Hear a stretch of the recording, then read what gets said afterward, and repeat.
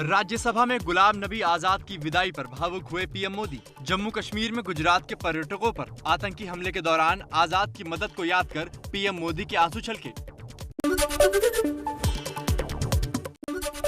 राज्यसभा से विदाई के वक्त गुलाम नबी आजाद भी भावुक हुए। आजाद बोले, मैं उन खुशकिस्मत लोगों में से हूँ जो पाकिस्तान नहीं गए। बोले, पाक के हालात देखकर हिंदुस्तानी मुसलमान होने पर गर्व है।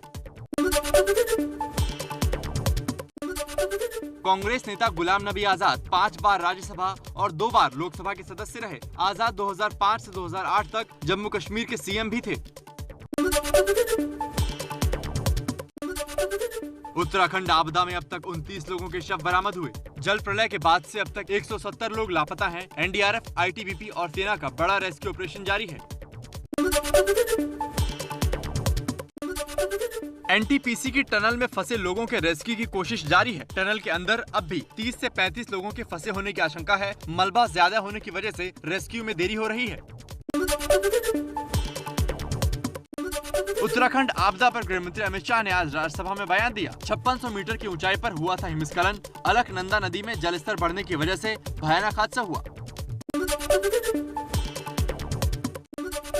उत्तराखंड के सीएम त्रिवेंद्र सिंह रावत ने आज भी जोशीमठ में आपदा प्रभावित इलाकों का दौरा किया। अस्पताल जाकर घायलों का हालचाल भी जाना। जम्मू श्रीनगर हाईवे पर रामबन जिले में लैंडस्लाइड से हादसा हुआ। चट्टान टूटकर खिसकने की वजह से हाईवे बंद हुआ। रास्ता साफ करने का काम जारी है। उत्तराखंड तबाही में यूपी के पीलीभीत के लापता 58 लोगों में से 23 लोग सही सलामत मिले। बाकी लापता लोगों की खोज जारी है। हादसे के बाद से पीलीभीत के घरों में मातम पसरा है। 26 जनवरी को लाल किले में हुई हिंसा का आरोपी दीप सिद्धू गिरफ्तार। पंजाब हरियाणा बॉर्डर से दिल्ली पुलिस की स्पेशल सेल ने गिरफ्तार किया। सिद्धू पर 1 लाख का इनाम था। दिल्ली पुलिस की स्पेशल सेल ने दीप सिद्धू पर बड़ा खुलासा किया। सोशल मीडिया पर दीप सिद्धू की वीडियो अमेरिका से पोस्ट किए जा रहे थे। लाल किले में हिंसा के सभी आरोपी दिल्ली पुलिस की रडार पर हैं। आरोपी लखा सिधाना के दिल्ली के कोंडली बॉर्डर के पास छिपे होने की खबर है। जल्द पकड़ सकती है पुलिस। बंगाल के तारापीठ में आज जेपी नड्डा ने बीजेपी की दूसरी परिवर्तन यात्रा की शुरुआत की। रथ यात्रा के लिए गाड़ी को रथ का भव्य रूप दिया गया है। एक दिन के बंगाल दौरे पर पहुंचे बीजेपी अध्यक्ष जेपी नड्डा। नड्डा ने आज रथ यात्रा की शुरुआत से पहले तारापीठ मंदिर में पूजा पाठ की।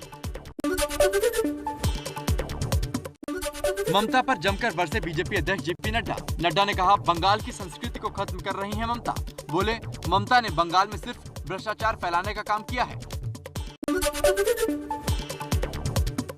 ममता बनर्जी ने भी केंद्र सरकार पर जमकर हमला बोला। ममता ने कहा, केंद्र सरकार से हम कोई पैसा नहीं लेते हैं। ममता ने आरोप लगाते हुए कहा, बंगाल से कम धान खरीदती है केंद्र सरकार। बिहार में नीतीश सरकार की कैबिनेट का विस्तार हुआ। बीजेपी के कोटे से 9 और जेडीयू के कोटे से 8 मंत्रियों ने शपथ ली। नीतीश कैबिनेट में मंत्री बने बीजेपी के शाहनवाज हुसैन। अभिनेता सुशांत सिंह के भाई नीरज बबलू ने भी मंत्री पद की शपथ ली। देश में पहली बार कोरोना का पता लगाएगा सेना का डॉग स्क्वाड। पेशाब और पसीना सूंघकर कोरोना की जांच करेगा। एलएसी पर जवानों की तैनाती के लिए डॉग स्क्वाड का इस्तेमाल किया जा रहा है। 22 साल बाद चेन्नई के चेपक स्टेडियम में भारत की करारी हार। इंग्लैंड ने टीम इंडिया को 227 रनों से हराया। दूसरी पारी में सिर्फ 192 रन पर सिमटी टीम इंडिया।